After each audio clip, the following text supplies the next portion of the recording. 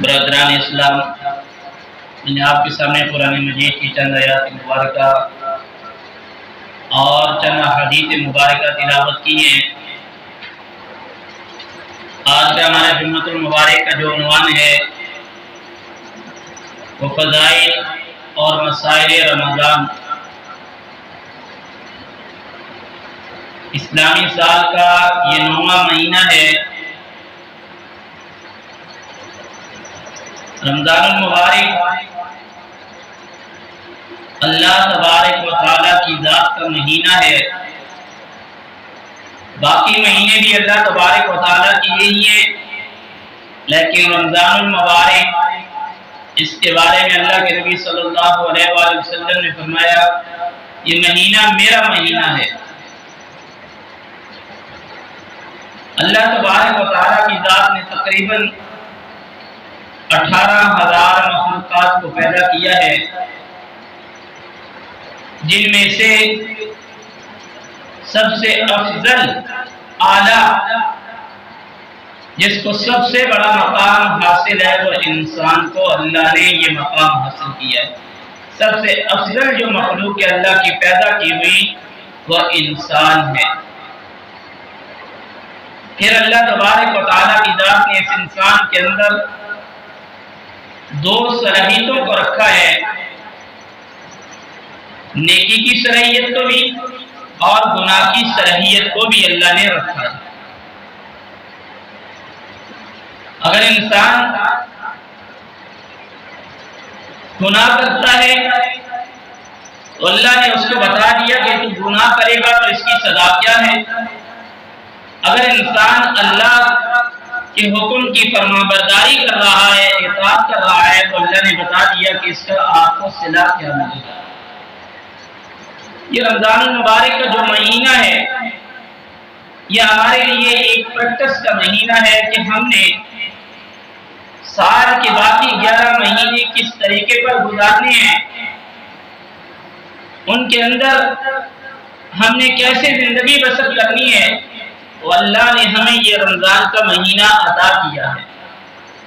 اگر ایک انسان تو نماز پڑھتا ہے لیکن نماز میں سستی کرتا ہے، ٹال مٹول کر دیتا ہے، تلاوت کرتا ہے لیکن کبھی کرتا ہے کبھی چھوڑ دیتا ہے، کبھی ذکر و اذکار کرتا ہے کبھی چھوڑ دیتا ہے، اللہ نے رمضان کا مہینہ دیا، انسان کے دل کو موم کر دیا۔ ہر انسان کی خواہش ہوتی ہے کہ میں اس مہینے کے اندر اللہ کو راضی کروں۔ وہ نماز کی پابندی کرتا ہے، وہ ذکر و اذکار، تلاوت، استغفار کی پابندی کرتا ہے۔ تو اللہ تبارک و تعالیٰ کی ذات نے اس کو یہ جب پریکٹس کا مہینہ دیا، اگر وہ اس میں صحیح طریقے پر عبادات کرنا شروع کر دیتا ہے تو اللہ تبارک و تعالیٰ سال کے باقی 11 مہینے اس کو ان عبادات کا اندر لطف بھی آتا ہے اور اس کے اندر اس میں سستی اور کاہلی جو ہے وہ نہیں ہوتی۔ اسی طریقے پر ایک انسان گناہ کا عادی ہے، وہ اس رمضان المبارک کے مہینے میں اگر یہ بات چاہیں کہ میں اس مہینے کے اندر جو میرے اندر عیب ہے، جو میرے اندر گناہ کی عادت پڑی ہوئی ہے، میں اس سے بچنا چاہتا ہوں، تو وہ رمضان المبارک کے مہینے میں ان چیزوں سے بچنے کی کوشش کرتا ہے، ان چیزوں کو چھوڑتا ہے، تو اللہ تبارک و تعالیٰ اس رمضان کی برکت سے اور اس چیز کی پریکٹس سے اللہ اس کو سال کے باقی 11 مہینے توفیق عطا کرتے ہیں کہ ان چیزوں سے بچ جاتا ہے۔ اور ایک انسان اس کو گناہ سے بچنا ہی نہیں، اس نے گناہ کو چھوڑنا ہی نہیں، اس کے سامنے جتنی بھی باتیں کر لو اس پہ اثر نہیں ہو رہی یا وہ ماننے کے لیے تیار ہی نہیں۔ رمضان کا مہینہ ہے، اس کی عادت وہی بنی ہوئی ہے، وہ گالیاں دے رہا ہے، غیبتیں کر رہا ہے، الزام تراشی کر رہا ہے، اور جو کچھ معصیت ہو سکتی ہے نافرمانی اسی میں لگا ہوا ہے۔ تو یہ بھی انسان کو اللہ تبارک و تعالیٰ کی ذات نے اختیار دیا ہوئے، تو چاہے تو میری بات مان لے یا اپنی مرضی کر لے۔ انسان جس وقت اللہ کی مانے گا تو انسان کی کامیابی ہے. جب انسان اللہ کی بات سے انکار کر دے گا بلکہ اپنی بات مان کر چلے گا یہی انسان کی ناکامی بھی ہے. سارے لوگ روزہ رکھ رہے ہیں، یہ آدمی روزہ توڑ رہا ہے، روزہ کھانے کا عادی بن چکا ہے، کہتے ہیں میں نہیں رکھتا. میرے محترم دوستو، رمضان المبارک کا مہینہ عبادت کا مہینہ ہے، یہ کمائی کا مہینہ ہے، کمائی نیکیاں کمانے کا مہینہ ہے. ہمارے یہاں تو کمائی کا مطلب یہ ہوتا ہے جو چیز 100 کی ہے اس کو 200 میں بیچنا ہے، 200 کی کو 600 میں بیچنا ہے. باقی ساری دنیا کے مسلمانوں کی سمجھ میں یہ بات آتی ہے کمائی کا مہینہ نیکیاں کمانے کا ہے.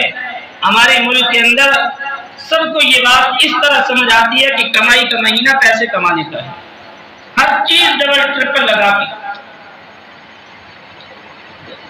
تو یہ جو رمضان المبارک کا مہینہ ہے اس کے اللہ تبارک و تعالیٰ کی ذات کے ہاں کتنا بڑا مقام کہ اللہ نے اپنی کتاب قرآن مجید فرقان حمید کو اس رمضان میں نازل کیا.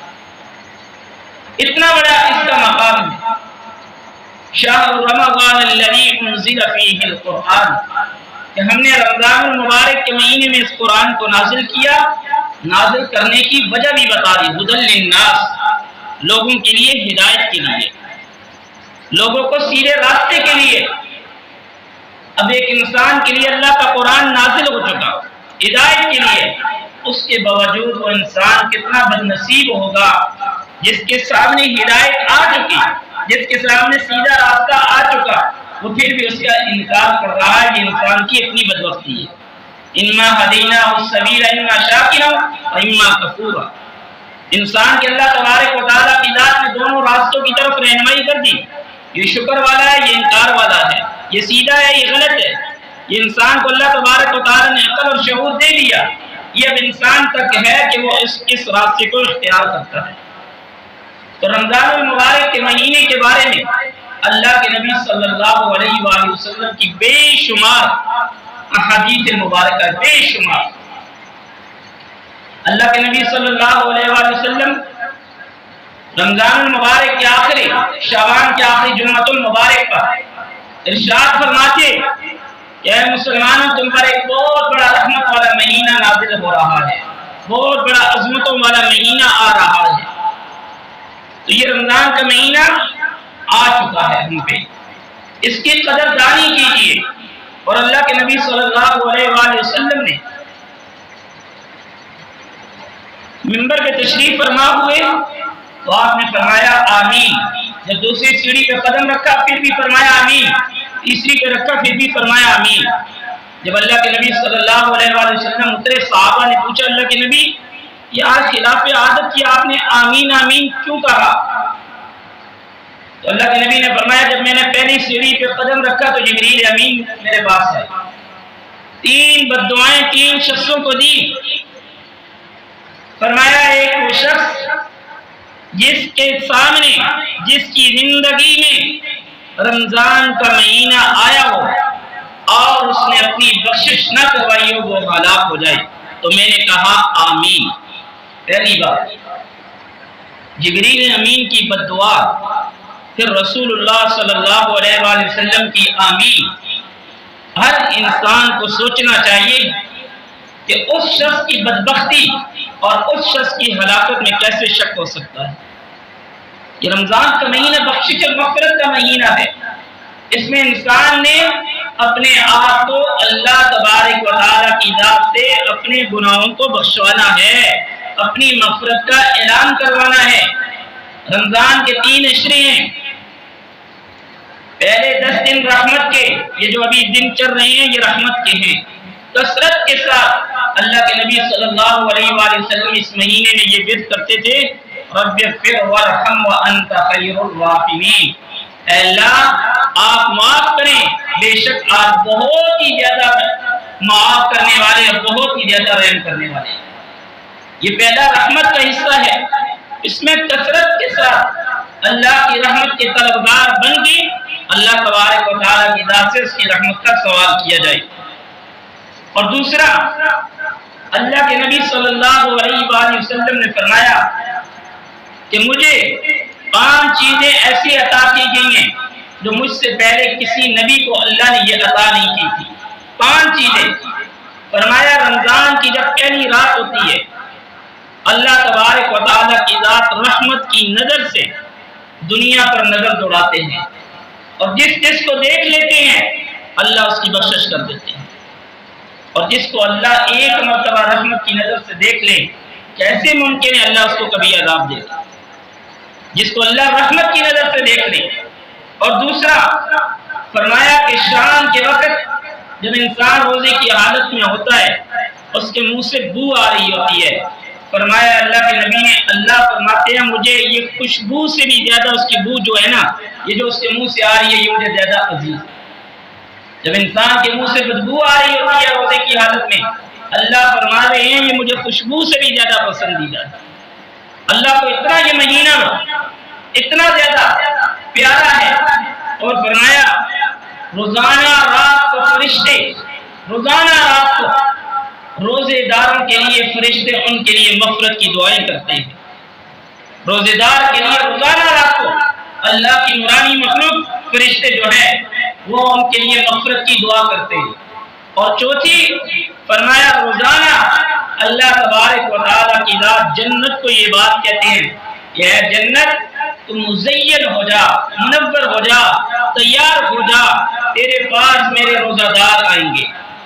اللہ روزانہ، اور جنت کا ایک دروازہ ہے باب الریان، وہ باقاعدہ اللہ روزے داروں کے لیے کھولیں گے جہاں سے روزہ دار داخل ہوں گے۔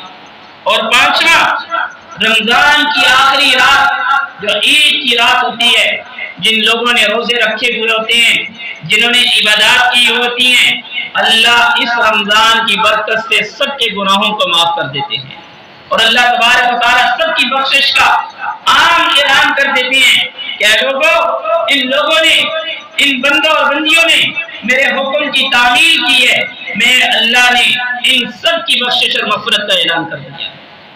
اور اس کے بعد اللہ کے نبی صلی اللہ علیہ وآلہ وسلم نے فرمایا، حضرت انس کی روایت ہے کہ جب یہ رمضان المبارک کا مہینہ داخل ہوتا ہے اللہ جنت کو کھول دیتے ہیں، اللہ جہنم کو بند کر دیتے ہیں، اور جو شیاطین ہوتے ہیں اللہ ان کو قید کر دیتے ہیں، ان کو بند کر دیتے ہیں کہ وہ تاکہ مسلمانوں کو، انسان کو کسی گناہ کے اوپر نہ غبار سکے۔ اور اسی طریقے پر اللہ کے نبی صلی اللہ علیہ وآلہ وسلم نے فرمایا رمضان کے مہینے میں 4 کام کرنے کے ہیں، 4 کام کرنے کے ہیں۔ سب سے پہلا کام کثرت کے ساتھ لا الہ الا اللہ پڑھنا ہے، کثرت کے ساتھ۔ جس انسان کا تعلق اللہ کی ذات کے ساتھ ہوگا اللہ کو بار بار یاد کرے گا۔ ہمارے ہاں مشہور ہے بند دروازے پہ بھی دستک دو، جتنی دفعہ کٹکھٹاتے رہو گے ایک نہ ایک وقت آئے گا وہ دروازہ کھل جائے گا۔ اور جتنا ہم اللہ تبارک و تعالیٰ کی ذات کو کثرت کے ساتھ یاد کریں گے تو اللہ تبارک و تعالیٰ کی ذات کی تو رحمت جوش میں ہوتی ہے، تو اللہ تبارک و تعالیٰ کی ذات ہم سے راضی ہو جائے گی۔ کثرت کے ساتھ لا الہ الا اللہ پڑھنا۔ اور دوسرا کام اللہ سے مغفرت مانگنی ہے، پوری انسانیت کے لیے، پوری امت کے لیے، اپنے لیے، جس کو جانتے ہیں جس کو نہیں جانتے سب کے لیے اللہ سے مغفرت کا اعلان کروانا ہے۔ اے اللہ ہم تیرے بڑے گناہگار ہیں، اے اللہ ہم تیرے بڑے سید اللہ تیرے ہم بڑے عبادتگار ہیں، اے اللہ ہم تیری بڑے نافرمان ہیں، اے اللہ تو ہماری مغفرت فرما دے۔ اللہ ہم نے کوئی پل نہیں چھوڑا، کوئی لمحہ نہیں چھوڑا، اللہ کوئی وقت نہیں چھوڑا جس کے اندر آپ کی نافرمانی نہ کی ہو۔ اللہ آپ 70 نہیں بلکہ لاکھوں ماؤں سے زیادہ پیار کرنے والے ہیں۔ اللہ آپ کے علاوہ ہم کہاں کس دروازے پہ جائیں، کس چوکٹ پہ جائیں جس دروازے سے ہماری بخشش ہو سکتی ہے۔ اللہ آپ ہماری بخشش کا اعلان فرما دیں، اللہ آپ ہمارے گناہوں کو معاف کر دیں، یہ کثرت کے ساتھ۔ اور تیسرا کام اللہ سے جنت کا سوال کرنا ہے، اے اللہ مجھے جنت عطا کرنا۔ چوتھا کام اللہ تبارک و تعالیٰ کی جہنم سے، اللہ سے اس جہنم سے پناہ مانگنی ہے کہ اللہ مجھے جہنم کے عذاب سے محفوظ رکھنا ہے۔